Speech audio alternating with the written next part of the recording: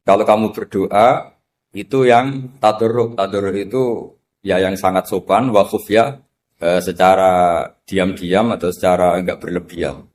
Terus terusannya ayat innahu la yuhibbul mu'tadin. Allah itu tidak suka orang yang melewati batas. Itu termasuk melewati batas dalam doa karena ada unsur mendikte Allah. Saya memberi contoh tadi. Misalnya kita sebagai cowok berdoa, ya Allah saya ingin punya istri cantik, sholihah, nasabnya baik, gak pernah cerewet, gak pernah apa. Itu kan nanti nyarinya juga susah. Nanti kalau Allah menjabatkan itu adanya di surga, ning donya ora payu rabi, kira-kira. Nah itu sudah berlebihan. Terus kalau ada ulama mengatakan doa itu mukhul ibadah. Itu maksudnya gini. Doa itu bukti kita minta. Minta itu bukti kita lemah. Lah merasa lemah itu sudah bagian dari ibadah. Makanya masyhur itu syairnya Abdul Al-Haddad itu. Fadu'ai wabdihali dalilun li iftiqori.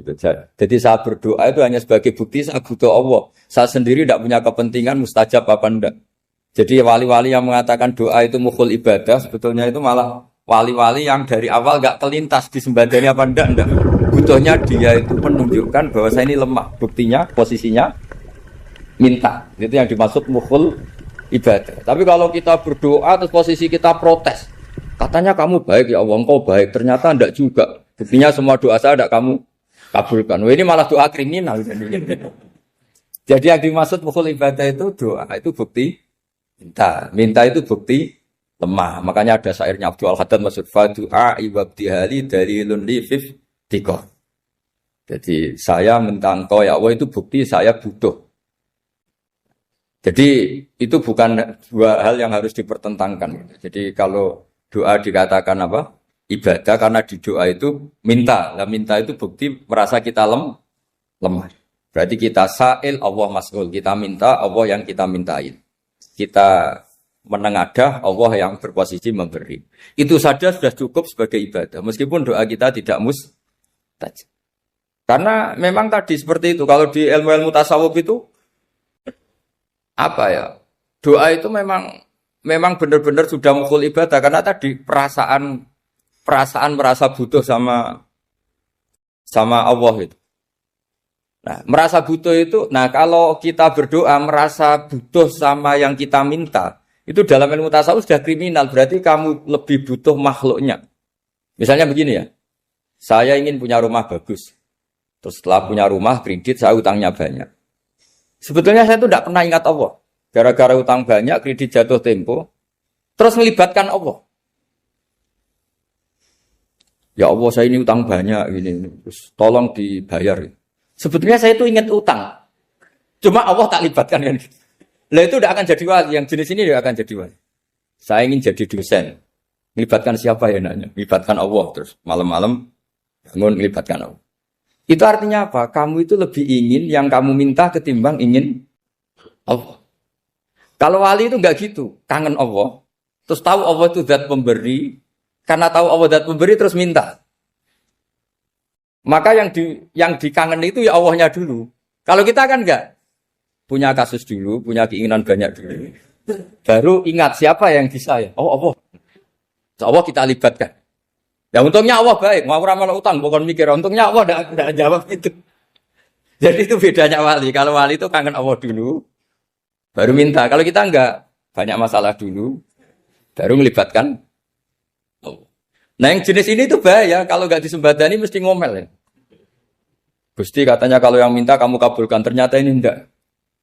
Nanti kalau Allah jawab, kamu itu tidak kangen saya, kamu itu kangen uang, kangen perempuan cantik yang kamu inginkan. Terus kamu melibatkan saya. Urusannya apa saya dengan itu, Pak? Makanya tidak usah nuntut karena awalnya sudah salah. Ya saya kira itu ya. Jadi ada ayat apa? Ud'u rabbakum tadarru'aw wa khufyah. Terusannya apa? Innahu la yuhibbul mu'tadin. Itu di semua tafsir dikatakan Allah enggak suka orang yang berlebihan dalam doa. Berlebihan tadi, misalnya minta sesuatu yang terlalu besar, atau permintaan kemarin saja lanu addi syukroh, kita tidak bisa memenuhi mensyukuri, sudah minta lagi. Misalnya seorang jomblo, targetnya kan asal payu nikah. Tapi setelah nikah bayangkan istrinya sholihah, tidak cerewet, itu kan berlebihan. Hilang status jomblo saja belum kamu syukuri kok sudah minta macam-macam. Jadi harusnya kan syukur dulu ya.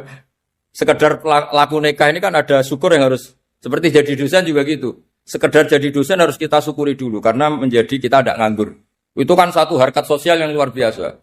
Jangan tahu-tahu sudah hari kedua cari intensif, cari ini itu, syukurnya aja belum sudah kemana-mana. Lah itu sudah mu'tadin, sudah melebihi apa? Batas. Ya saya kira. Jadi begini ya masalah pendidikan ya. Kalau saya jawab pakai ilmu hakikat saja karena ini keahlian saya. Sebetulnya begini ya, kalau misalnya itu ya subjektif juga, misalnya bilang rata-rata alumni pondok ini sukses, alumni kampus ini sukses, yang ini tidak sukses, itu satu pasti subjektif. Karena biasanya yang diterkenalkan yang sukses-sukses. Sama saya punya tetangga dari pondok yang Anda sebut itu kebetulan tidak sukses semua. Itu jantung saya sampai ngeluh. Saya ini gimana kok? Ya sudah seperti itu kan subjektif. Tapi menyangkut pendidikan itu begini ya, menyangkut hasil dari pendidikan itu. Andai kan kita bicara ilmu hakikat, misalnya kita mondok gitu, mondok kemudian jadi orang miskin, jadi orang yang menurut orang banyak tidak berguna di masyarakat. Ternyata kita ini orang yang kelihatan tidak punya karir, tapi kalau malam sujud sama Allah. Punya anak niat memperbanyak orang sujud, terus punya ibu yang sakit-sakitan kita rawat. Meskipun kita tidak jadi dosen, tidak jadi menteri. Tapi indah Allah itu luar biasa karena berstatus ngerawat ibu, ngerawat anak, ngerawat istri. Nah Islam itu datang dengan jargon-jargon seperti itu. Sehingga Nabi kalau muji itu ada Uwais Al-Qarni, ini orang yang luar biasa. Ternyata dia itu punya ibu lumpuh yang kalau kemana-mana harus digendong. Ketika tetangga-tetangganya berhasil sowan Rasulullah itu Uwais Al-Qarni tidak bisa. Karena setiap ibunya dipamitin mau sowan ke Rasulullah itu sama ibunya nggak boleh. Tapi apa yang terjadi? Justru dipuji-puji Nabi sebaik-baiknya kurun. Kurun itu waktu adalah kurun yang ada Uwais Al-Qarni. Saya punya teman, ini kisah nyata. Saya berkali-kali ngisi ngaji di komunitas ulama. Ini mungkin tidak bagus untuk kampus, tapi harus saya utarakan. Supaya ya kita evaluasi. Saya bilang gini, saya ini jadi kiai itu sering iri sama orang goblok. Orang goblok itu barokah kata saya gitu. Itu kiai-kiai kaget semua karena saya bilang orang goblok itu barokah. Saya beri contoh gini, misalnya saya pinter, terus juara MTQ, juara hafal Quran atau juara baca Quran secara tartil. Ujung-ujungnya saya dapat hadiah umroh atau apalah, atau hadiah rumah atau apa. Pertanyaannya adalah mendapat. Saya ulang lagi, mendapat. Sementara ada santri yang bodoh, gara-gara bodoh itu dosen UI yang enggak, jadi kiai yang enggak, akhirnya dia jadi pekerja di Korea. Barokahnya bodoh tadi. Karena di Korea melihat orang ateis, akhirnya dia kepikiran bikin masjid. Sebagian gajinya disumbangkan untuk masjid. Ini bodoh pendiri masjid. Tapi kita gara-gara dosen dakwah di masjid, ini pinter dapat uang dari masjid. Nah ini bukan nyindir, ini biasa saja, ini maksud saya. Maksud saya, kamu jangan ngabaikan hidup. Akhirnya apa yang terjadi? Saya ini punya teman ini betul. Saya ini kan kecelok dulu tuh Gus Alim. Nasib saya di mana-mana dihormati. Kadang saya merasa dosa. Kok dihormati? Saya punya teman, dulu gobloknya minta ampun sekolah, sekelas maksud. Gobloknya, soalnya gobloknya harus disepakati. Sudah. Iya, goblok mujma'alah kira-kira. Singkat cerita, dia itu hidup di pedalaman Kalimantan sekitar tahun 92. Dulu kan biasalah di dalam hutan itu pasti ada penebangan hutan macam. Dia ada bosnya, yang jelas dia ada bosnya. Saya yakin juga agak kriminal. Karena dia tidak yang illegal logging. Pokoknya ditakdir dia hidup di tengah hutan. Ikut orang. Setelah itu dulu gak ada HP. Sering kirim surat ke saya, Gus, saya ini hidup di tengah hutan. Tapi saya ini muslim, pernah mondok. Kalau gak bikin Jumat itu gak enak. Bikinlah dia Jumatan. Nah karena dia pernah ngaji fikih Syafi'i, kalau Jumatan nggak ada orang 40 itu harusnya zuhur tidak Jumatan. Tapi orang yang kerja di situ tidak mau. Wong dino Jumat kok zuhuran loh Pak. Kalau dino Jumat ya Jumatan ya. Tanya saya, Gus itu kalau ada kaulnya enggak supaya Jumatan ndak orang 40 sah. Singkat cerita dia lama-lama jadi pendiri masjid di situ. Dia punya sedikit gaji ya dipakai masjid, punya sedikit tanah diwakafkan untuk masjid. Artinya apa? Indawa ini banyak orang bodoh, ternyata di komunitasnya dia muassis, pendiri, pemberi. Sementara kita yang kecelok pinter, dapat umroh, dapat bonus. Kira-kira nanti kita ketemu Allah. Kamu pernah nyumbang Islam apa? Yang bodoh jawab, oh nate Gusti bikin masjid di pedalaman. Kita yang pinter. Kayaknya kalau memberi enggak lah Gusti. Reputasinya mendapat.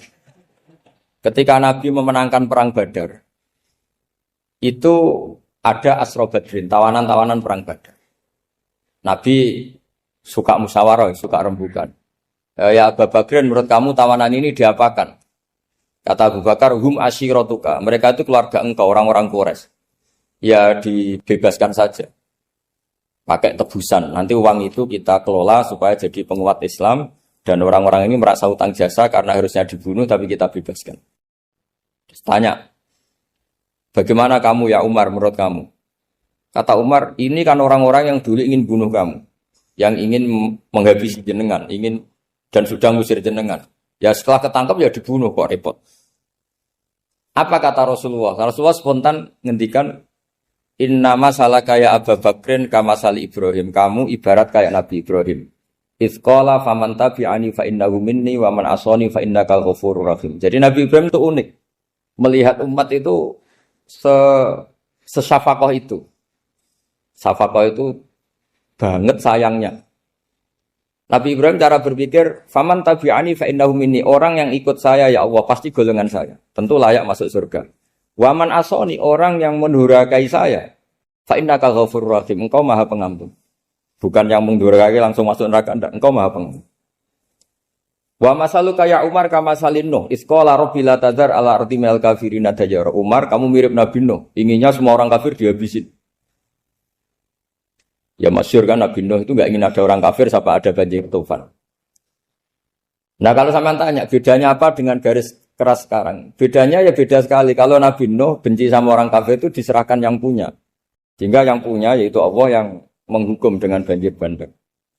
Tapi kalau kita kan kadang kita bertindak sendiri. Jadi potensi disalahkan.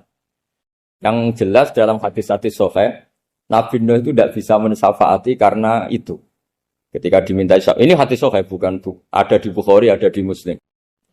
Karena biasanya kalau di kota itu ditanya ini sahih enggak?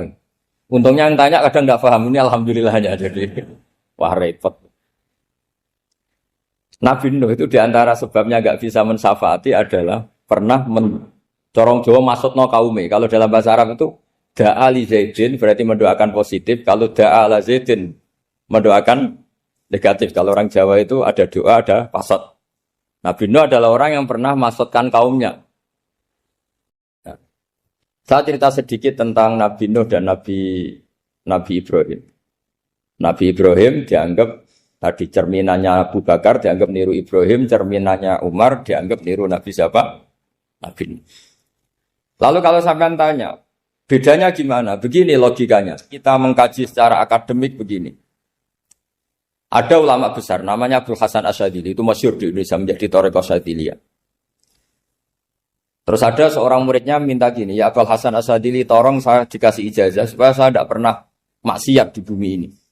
Karena saya takut sama Allah, kalau saya maksiat itu merasa tidak nyaman dengan Allah. Abdul Hasan Asyadzili ini malah marah besar. Atuhibbu alla tadhharu maghfiratu. Kalau kamu tidak pernah maksiat, berarti kamu suka maghfirahnya Allah Ta'ala itu tidak kelihatan. Karena tidak ada yang maksiat. Tapi bukan dukung kamu yang tidak ada. Ini cerita ilmiah. Tapi kalau Sayyid Abdul Al-Haddad, itu kebalikannya. Ada orang fasik gitu, hidup berkeliaran, mengganggu masyarakat, ganggu ketertiban agama. Ada kiai atau siapa gitu mendoakan supaya tobat atau dikasih panjang umur supaya nanti bisa tobat. Itu beliau, Sayyid Abdul Al-Haddad marah besar. Man da'a li fasikin bil baqa faqad ahabba ayyusawahu fi ardi. Orang yang mendoakan orang fasik hidup berarti dia suka Allah dimaksiati di buminya. Jadi akhirnya jadi kutub besar, yang satu Sadziliyah, yang satu Haddadi. Kenapa ya? Karena tadi yang satu cerminan Nabi Isa, yang satu cerminan Nabi Yahya. Sebagaimana sabda Rasulullah tadi, ulama ummati ka anbiya'i bani Israil. Juga masyhur dalam aplikasi pengajaran juga gitu. Masyhur sekali dalam kitab-kitab diceritakan. Kalau Sayyid Abdul Haddad, kalau ada orang sowan itu, kamu ngaji sama siapa? Sama si A. Pernah nangis gak pas ngajar? Gak pernah. Udah enggak terus, enggak usah diterusin ngaji orang seperti itu. Artinya atas ya. Wong ora iso nangis ya. Tapi kalau Abu Hasan Asy'adzili kebalikan. Kamu ngaji sama siapa? Sama si A. Pernah tertawa enggak kalau ngaji? Enggak pernah. Udah, enggak usah ngaji sama orang itu. Orang enggak bisa syukur. jadi itu manhaj besar. Nah, akhirnya orang-orang kayak kita ini enggak jelas semua. Nangis ya bisa, syukur, guyu ya bisa. Cuma celakanya kalau kita nangis karena tidak punya uang, kalau guyu karena punya uang. Itu masalahnya. Tapi kalau wali-wali dulu enggak. Kalau senyum ya karena saking yakin rahmatnya Allah itu wasiat rahmatu. Kalau nangis, ya karena takut azabnya Allah. Kalau kita kan enggak, sangat-sangat materialistik. Ini yang membedakan kita. Sebenarnya nangis dan senyum itu satu keharusan, karena Allah punya madharul jalal. Ketika Allah dengan sifat keagungannya, maka kita ini coro Jawa serako bersenyum. Tapi Allah itu kadang sebagai madharul jamal. Adanya satu keasikan.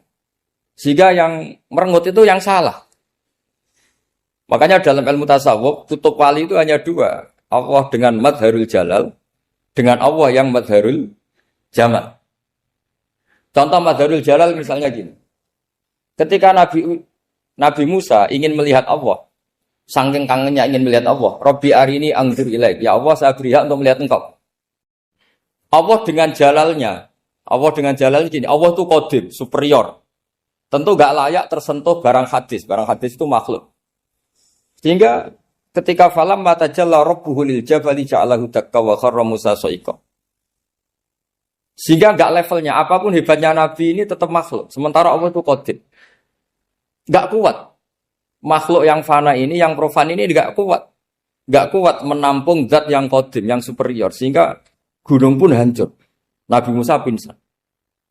Tapi ketika Allah dengan madharul jamal itu Allah dengan keindahannya, dengan kasih sayangnya, memberi hak makhluknya untuk melihat. Nah di sini ini Allah sering ngendikan wujuhu yauma idzin nadhirah ila rabbiha nadhirah. Nanti ada wajah-wajah yang di surga itu melihat saya kata. Tapi apakah betul melihat kayak saya melihat dosen, melihat Pak Rektor, melihat teman-teman itu tidak bisa. Karena Allah itu qadim, sehingga meskipun manusia ahlul jannah melihat Allah, tetap Allah ngendikan la tudrikuhul absar wa huwa yudrikul absar.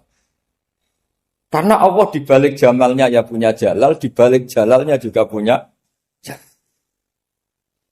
Sehingga selalu di Quran itu diulang beberapa kali supaya proporsional. Nah, kenapa ahli sunnah tetap berkeyakinan Allah bisa dilihat? Logikanya begini. Fa inna kulla maujudin yasihu ayyura. Allah itu zat sing nyata-nyata wujud dan punya eksistensi. Di mana-mana sesuatu yang wujud itu layak untuk bisa dilihat. Lalu pertanyaannya gini, kenapa kita tidak bisa melihat sekarang kok nunggu di akhirat? Karena mata kita sekarang itu profan, fana. Sementara kita setelah di surga, tubuh kita didesain abadi. Ya saya ulang lagi ya, setelah kita di surga, semua fisik kita ini didesain abadi. Tentu karena desainnya sudah abadi, layak melihat zat yang abadi. Tapi pertanyaannya, kenapa tidak bisa ikhatoh, tidak bisa melihat sampai faham, la tudrikul absar? Karena abadi kita itu diabadikan. Sebagaimana surga abadinya diabadikan. Neraka ya diabadikan. Sementara Allah abadi dengan dirinya sendiri. Yaitu Al-Qayyum. Atau dalam bahasa ngajinya Qiyamuhu binafs. Nah lalu pertanyaan, makanya Mu'tazilah itu menentang betul kalau orang di surga bisa melihat Allah. Cara berpikir Mu'tazilah, melihat itu artinya yang dilihat ada arahnya. Sementara Allah terbebas dari arah. Tapi kata ahli sunnah cara berpikir tidak seperti itu. Melihat itu pokoknya tahu. Nah, tahu karena mata itu karena kita ditakdir tahu itu karena mata. Sebetulnya yang menjadikan tahu itu tidak mata. Ya kalau tahu ya tahu saja, bukan harus pakai mata. Itu cara berpikir ahli sunnah wal jamaah. Jadi saya beri ya bocoran. Kenapa mazhab ahli sunnah itu yang dipilih oleh banyak mayoritas di dunia, jumhur itu. Ahli sunnah itu dianggap pikirannya lebih orisinal. Misalnya ahli sunnah kalau ditanya, kenapa kamu melihat? Ya melihat saja. Kenapa kamu mendengar? Ya mendengar saja. Kesannya itu tidak rasional kayak orang yang nggak pinter itu. Tapi sebetulnya itu yang benar. Jadi cara berpikir ahli sunnah itu melihat itu menjadi tahu.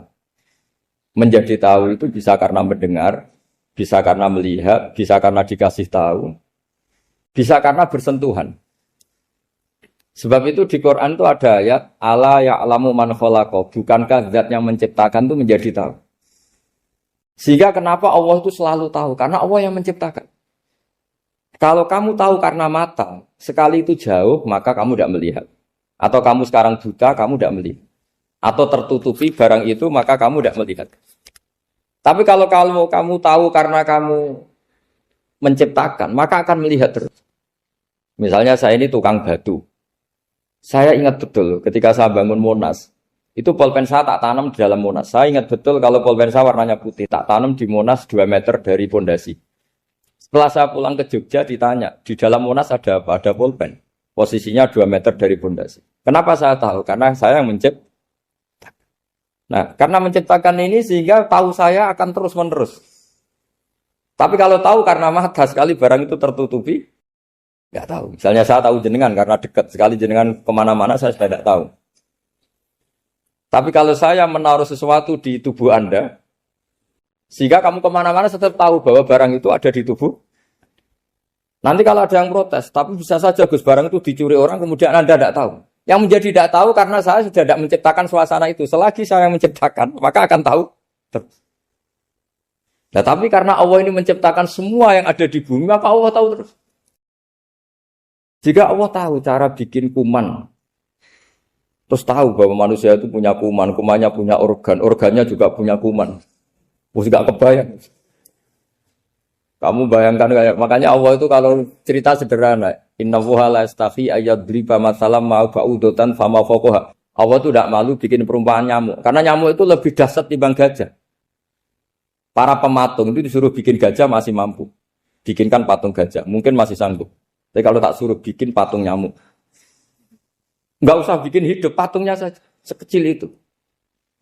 Padahal nyamuk kecil itu punya organ tubuh. Lalu bikinnya organ tubuh nyamuk itu kayak apa sih? Organnya punya kuman, kumannya punya organ, organnya juga punya kuman. Sehingga orang-orang alim itu baca nyamuk itu lebih jadi ayat Allah ketimbang melihat dinosaurus. Tapi sekarang orang itu nggak tertarik ceritanya. Jadi beda perasaannya orang alim sama orang awam. Kalau orang awam tuh melihat mukjizat kan yang dasar-dasar kayak dinosaurus, gajah, wow. Gitu. Kalau orang alim nggak, malah melihat nyamuk. Kealiman seperti itu terjaga di umatnya Muhammad, di umatnya Rasulullah Muhammad SAW. Karena ketika umat ini nggak ditumbuhi para nabi, itu Allah menjamin Muhammad, ulama umatmu nanti punya kemampuan seperti nabi. Tentu tidak dalam keutamaan ya, keutamaan tentu enggak sekelas sama Nabi. Kenapa itu terjadi? Karena tadi para Nabi ini mewakili sekian. Kalau kita sangat mencintai Indonesia, maka kita akan tegas siapapun yang ingin menghancurkan Indonesia. Itu kira-kira cerminan Nabi Nuh. Kalau kita sangat mencintai Allah, maka kita akan benci sebenci-bencinya sama orang yang mendurhakai Allah.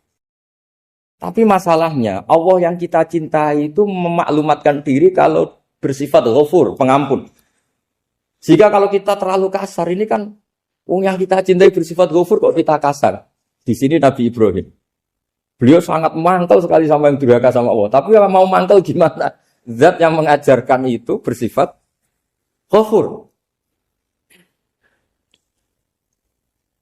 Maka kita mau tidak mau. Makanya ada riwayat mengatakan takhallaku bi akhlaqillah, kamu bertata krama kayak akhlaknya Allah. Akhirnya ya sudah, kita mau apa coba? Kira-kira kalau kamu mencintai seseorang, itu potensinya kan dua, protektif. Ada telepon, itu dari siapa? Cewek atau cowok? Protektif. Itu bukti cinta atau bukti suudon? Kan tidak tahu. Tapi misalnya kamu cinta perempuan terus, WA-an sama lelaki gak apa-apa, jalan sama lelaki gak apa-apa, sama masa lalunya, pacarnya juga gak apa-apa. Itu cinta apa pembiaran? Kan sama-sama gak jelas. Nah kira-kira mencintai Allah itu kira-kira analoginya seperti itu. Kalau yang satu protektif, Allah harus zat satu-satunya yang disembah. Gak boleh didurhakai, gak boleh dikhianati. Sehingga ini sangat keras sekali. Nah, ini Nabi Nuh. Di sini ada Nabi Ibrahim. Karena orang yang zat yang kita cintai bersifat ghafur. Jika kalau kita terlalu tegas beda dengan sifatnya Allah yang bersifat ghafur. Nah umatnya Nabi seperti itu mulai dulu. Ada yang moderat, ada yang keras, ada yang setengah keras, setengah moderat.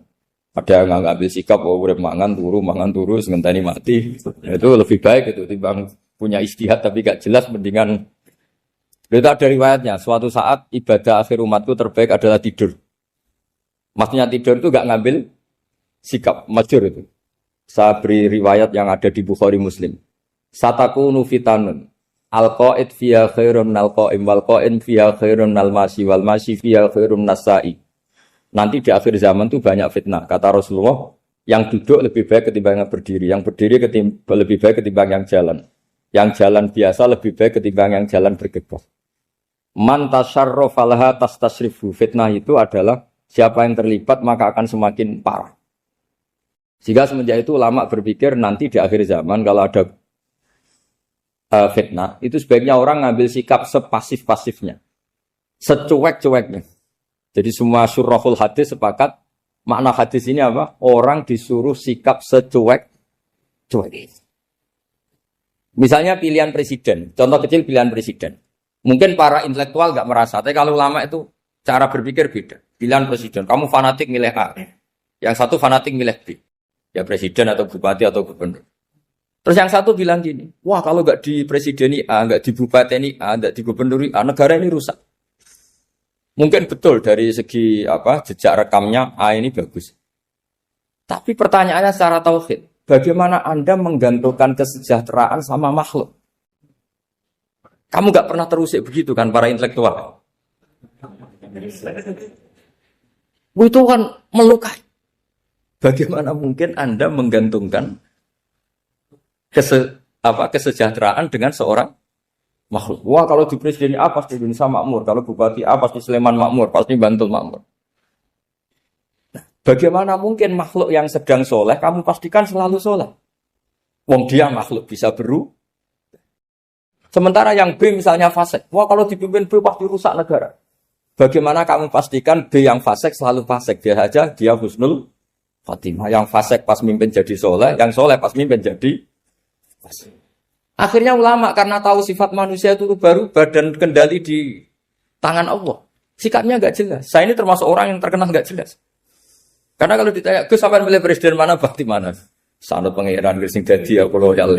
Wah, anut pangeran yo kacau. Wah, luwih kacau menan anut pangeran kan terus. Ini kan sudah tidak sambung karena pikirannya ulama. Memang nggak beda, cara berpikir ulama itu beda. Bahkan bapak saya itu kalau didik saya itu begini. Kalau meseli saya atau ngirim saya dulu itu kan pakai mes. Ini uang kamu 500.000 untuk kamu. Mesti ditambahi 100.000 ini untuk buat jajan sama teman-teman. Mesti ada uang pokok, ada uang sodako. Dulu saya sering tanya, kenapa bapak sangat menghormati teman-teman saya? Kata bapak, kowe mondok iku aku ora iso nyukupi, sing iso nyukupi ya kanca-kanca. Ternyata betul, rata-rata anak kuliah atau anak mondok, uang pribadinya kan 8 hari dari dikirim sudah habis. Berarti kan masih 22 hari, kok bisa hidup itu kan barokahnya teman-teman itu. Malah yang agak beling itu 1 hari sudah habis, berarti ada 29 yang bergantung sana-sini. Sehingga Nabi dulu cara ngendikan itu unik. Kata Nabi, da'un nasa yarzuqu wahu ba'duhum ba'duh. Manusia barnawa, enggak saling memberi rezeki. Ketika ada collab, Medina itu pernah collab, terus sekarang pernah defisit. Beberapa pakar ekonomi datang ke Rasulullah, ya Rasulullah, sa'ir, tolong dikasih harga standar. Tapi apa jawabannya Nabi? La tusairu fa inna Allaha huwal musair. Kamu jangan kasih harga, Allah sendiri yang menentukan harga itu. Terus kata Nabi, kenapa engkau begitu ya Rasulullah? Ini negara harus ditentukan harga karena gini-gini. Kata Nabi, saya tidak ingin ketemu Allah dalam keadaan dolim. Tapi ini tentu di teori ilmu modern ini masalah. Tapi menurut orang modern. Tapi kalau menurut ilmu hakikat itu nggak akan masalah. Misalnya, kenapa Nabi tidak menentukan harga dalam keadaan negara seperti itu? Jawabannya pakar-pakar hakikat. Ya saya ulang lagi pakar-pakar hakikat. Begini, misalnya ada orang menimbun supaya nanti harganya mahal. Terus ditimbun terus sampai nunggu harganya mahal. Lama-lama dia sadar kalau timbunannya nggak ada gunanya karena ternyata orang nggak beli. Nah, ketika orang nggak punya kemampuan beli, yang menimbun juga tidak punya uang.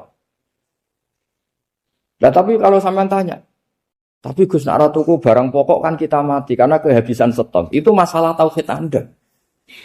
Bagaimana mungkin kamu bayangkan seorang makhluk tidak bisa hidup atau nggak dapat rezeki?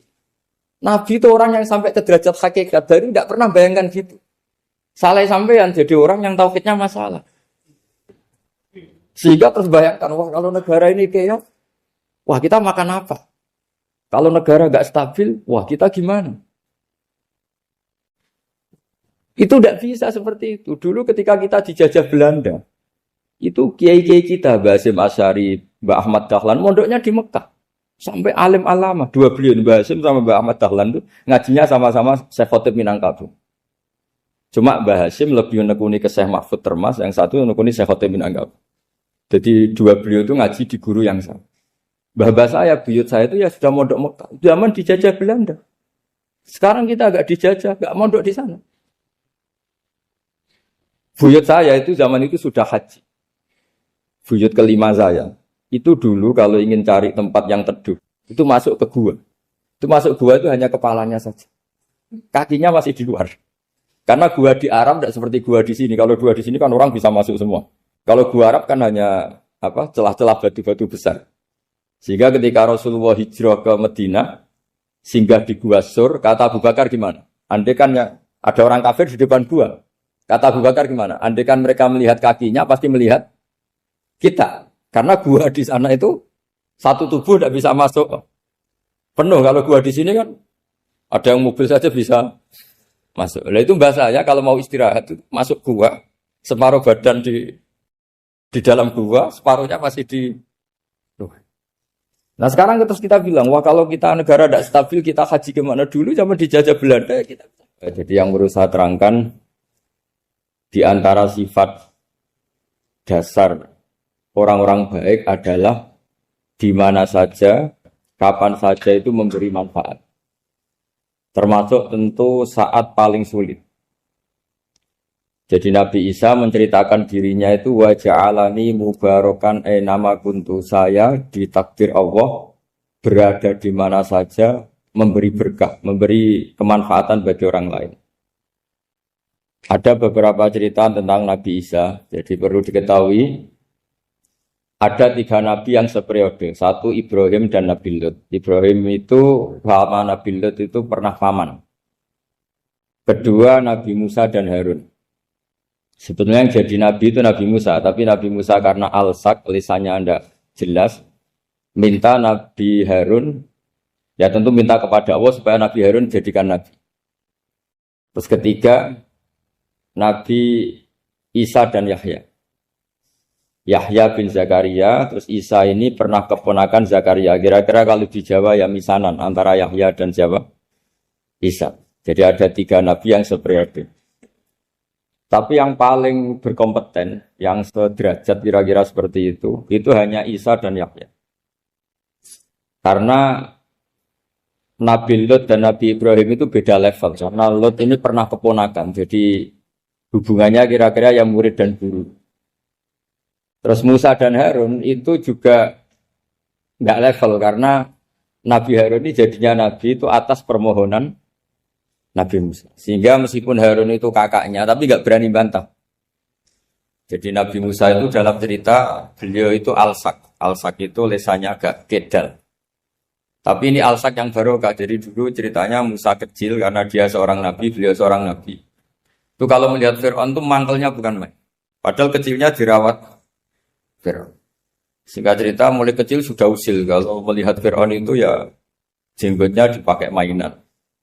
Pokoknya nakal. Lama-lama Fir'aun curiga, dasar orang Israel. Nabi Musa ini turunan Israel. Lama-lama Fir'aun itu yakin kalau itu sengaja. Akhirnya Fir'aun mau membunuh Musa. Terus kata istrinya Fir'aun, Musa itu masih anak kecil. Jadi seperti itu ya bawaan anak kecil, bukan bawaan kebencian terhadap orang Kipti, orang Mesir. Kalau dalam bahasa kitab kuno Mesir itu Egypt Al-Kipti. Makanya disebut Maria Al-Kiptiyah. Kalau orang sekarang bilang Egypt itu bahasa kunonya Mesir itu Al-Kiptiyah. Nah, memang secara bahasa Arab Mesir itu gak mungkin. Bahasa Arabnya Mesir itu gak mungkin. Karena Misro itu maknanya kota.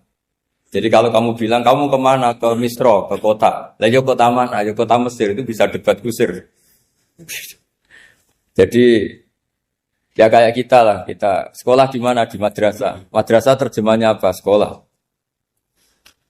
Nah, kemudian oleh istrinya Fir'aun ya gini saja, buktikan kalau Musa itu masih anak kecil. Masyhur itu dalam cerita dikasih bara api sama apel. Sebenarnya Musa kecil ini sudah pinter mau milih apel. Sama malaikat Jibril diarahkan tangannya itu ngambil apa? Bara api terus dikunyah. Itu yang menyebabkan lisannya Musa itu alsak, agak pelat. Nah, ketika jadi rasul itu akan repot karena nanti harus pakai penerjemah. Jadi seorang rasul tapi lisannya tidak apa? Cakap.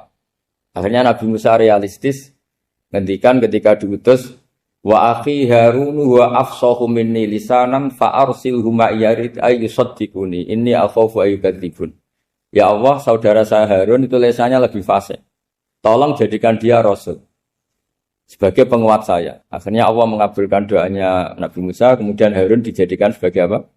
Rasul. Sehingga meskipun satu angkatan, Harun dan Musa ini enggak level. Artinya enggak level itu ya Harun yang takut Musa. Terus ketiga ini Nabi Yahya dan Nabi Isa. Ini umurnya ya seangkatan, kecerdasannya, jadi nabinya sama-sama mulai kecil. Kita tahu Nabi Yahya termasuk yang diberi khitab Allah, ya Yahya khudil kitab bi quwwah wa atainahu hukma sobiyya. Yahya berpeganglah kitab secara kuat dan dia saya kasih kenabian ketika kecil. Sama dengan Nabi Isa yang disebut wa yukallimun nasa fil mahdi wa kahla. Sehingga karena selevel dua nabi ini menjadi figur besar dalam manhaj, dalam metode dakwah. Dua, karena masih misanan tadi, kalau Jawa kira-kira mirip misanan. Dua nabi ini kalau memilih satu kampung, itu kalau Nabi Yahya, itu milih kalau singgah di satu kampung, Nabi Yahya mesti tanya, orang sini yang paling soleh siapa, yang paling baik siapa. Ya terus singgah atau nginap di rumahnya orang baik tadi. Tapi kalau Nabi Isa enggak, orang sini yang nakal siapa, yang paling beling siapa. Terus Nabi Isa singgah di situ. Akhirnya ada pertanyaan dari Nabi Yahya, lima tanzilu ala syirarin nas. Kenapa kamu selalu singgah di orang-orang nakal? Syirar itu orang-orang nakal. Masyhur itu Nabi Isa menjawab, ana tabibun udawil mardo. Di mana-mana Nabi itu ibarat seorang dokter, kerjaannya tentu menyembuhkan orang-orang yang apa? Sakit. Jadi dua nabi ini sering berdebat, tentu debat yang baik. Dan itu menjadi cara Jawa itu punjeri ilmu. Jadi manhaj ilmu besar antara Yahya dan Isa. Begitu juga Nabi Yahya itu kelihatan agak rileks, panik, saking takutnya sama Allah. Kalau Nabi Isa itu rileks, pokoknya kumpul orang-orang nakal itu ya rileks. Akhirnya ada dua pertanyaan sekaligus nanti jadi dua manhaj. Kenapa kamu sering sering kalau bahasa Arab itu abasa ya. Terus yang Nabi Yahya balik bertanya, kenapa kamu sering senyum, sering tertawa? Kenapa memangnya terus? Ka'annaka ta'manu min makrillah. Kamu sering senyum kayak kami sudah terbebas dari azab Allah, dari ditegur Allah, seakan-akan kamu orang paling benar yang enggak akan salah. Nabi Isa balik tanya, sama kamu sering masam, sering merut, ka'annaka taqnatu min rahmatillah, seakan-akan kamu putus asa dari rahmatnya Allah. Sehingga kemudian itu jadi manhaj besar. Kalau terlalu senyum, ya dianggap orang yang kayak enggak punya perasaan dosa. Tapi kalau terlalu masam, terlalu merenggut, seakan-akan rahmat Allah itu terbatas. Sehingga seakan-akan Allah itu rahmatnya enggak cukup lah untuk mengelola manusia ini. Sehingga itu jadi metode besar yang masyhur itu dalam sebuah hadis Nabi ngendikan, ulama ummati ka anbiya Bani Israil. Ulama umatku itu kapasitasnya atau fungsinya atau manfaatnya setingkat nabi-nabi Bani Israil. Karena ketika umat ini enggak ditunggui para nabi setelah Rasulullah SAW, itu yang nunggui hanya ulama. Tapi ulama ini sudah cukup mewakili para nabi Bani Israil. Dan banyak syurrahul hadis, para menyarah hadis mensarahkan, Nabi tidak ngendikan ulama ummati kamisli seperti saya, tapi ka'ambiyai Bani Israel, bagaimana nabi-nabi Bani Israel. Nabi Bani Israel itu macam-macam. Termasuk ada yang tidak nikah, yaitu yang bernama Yahya dan Isa. Delala umatnya Nabi itu ada orang alim allamah yang ilmunya melegenda, yaitu namanya Imam Nawawi. Itu tidak nikah. Sampai kabudut. Meskipun dalam ajaran syariatnya Nabi, an-nikah sunnati, tapi selalu ada orang yang ditakdir tidak nikah. Karena masyhul, karena sibuk ngurus ilmu. Bukan karena tidak laku, yang jelas itu bukan karena tidak laku. Imam Nawawi itu ganteng, orangnya ya normal. Tapi karena sibuk nulis, beliau sampai kabudut itu tidak nikah. Imam Sibawayh itu suka sekali sama ilmu. Menjadi istri utamanya ya ilmu. Dia ganteng, Sibawayh itu maknanya itu apel. Dia ganteng sekali, sampai banyak cewek yang senang. Akhirnya dia nikah. Saya nggak pernah dikumpulin. Dia belajar terus. Ketika beliau ke pasar, dulu nggak ada supermarket, beli kertas, kitabnya dibakar semua sama istri. Dikira istrinya terus mencintai dia, malah diceraikan. Itu siapa Imam Sibawayh. Terus ada umatnya Nabi yang paling unik di dunia. Mungkin Pak dosen, saya kiai pun nggak bisa nih. Ada orang tuh ganteng sekali, istrinya cantik sekali.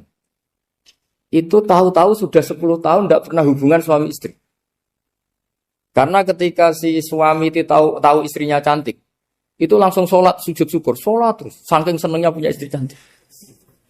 Yang istrinya cantik juga solihah, tahu suaminya ganteng ya terus sholat terus syukur. Itu sampai berhari sampai bertahun-tahun. Terus ketika ketemu cocokan, dek kita sudah nikah berapa? Terus dilihat kayaknya sudah 10 tahun, tapi tidak pernah hubungan. Oh itu nggak kebayang itu. Ganteng sama cantik, kalau jelek sama jelek itu mungkin. Yang satu bila naudzubillah, satu itu kan nunggu rafa saja. Ini nggak ganteng sama cantik. Nah, kenapa kualitas ulamanya Rasulullah itu bisa seperti Nabi Bani Israel? Karena agama ini, umat ini sudah ada ditunggui para nabi. Sehingga mau tidak mau kualitas ulama, alhamdulillah barokahnya Nabi itu berkualitas kayak nabinya Bani Israel.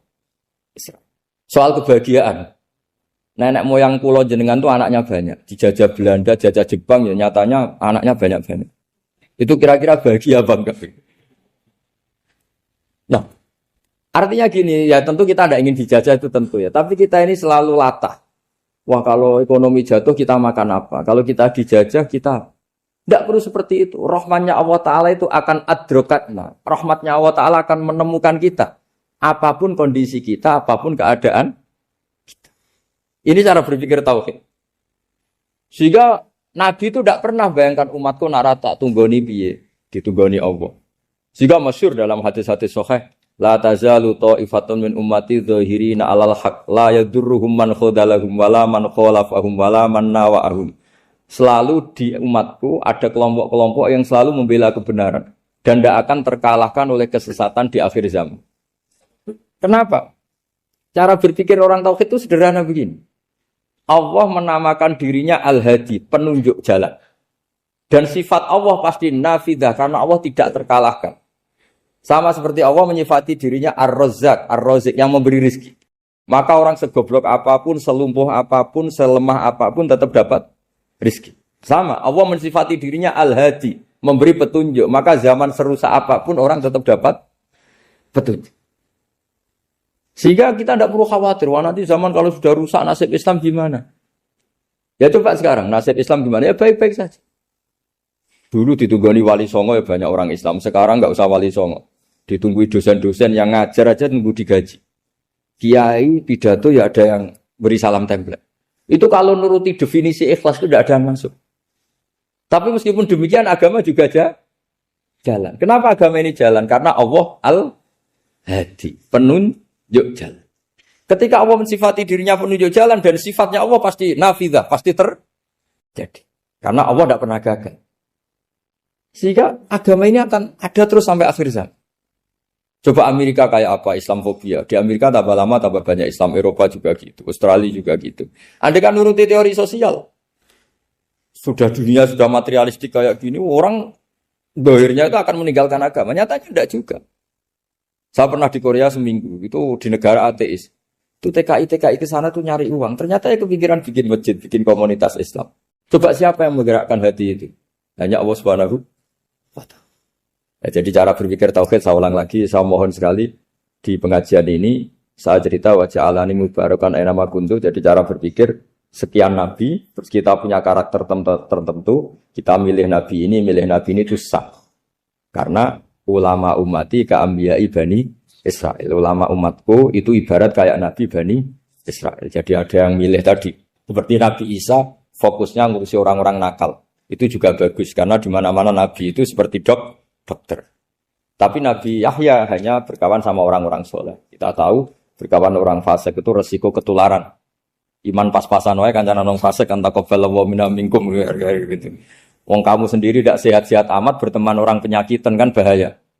Tapi kalau kamu sebagai dokter kok hanya berteman orang sehat lalu kamu penelitiannya gimana? Masa saya dokter spesialis pernah penelitian semua orang sehat saya pernah saya teliti. Itu dokter aneh apa enggak? Saya dokter spesialis TBC, spesialis paru-paru. Yang kamu teliti siapa? Semua orang sehat. Pernah meneliti yang sakit? Tidak pernah. Kan ya jadi dokter aneh. Tapi misalnya terus kamu sendiri terus berteman orang penyakitan terus kan ya rawan tertular. Nah, ini ada dua figur yaitu Nabi Yahya dan Nabi siapa? Ya saya kira demikian.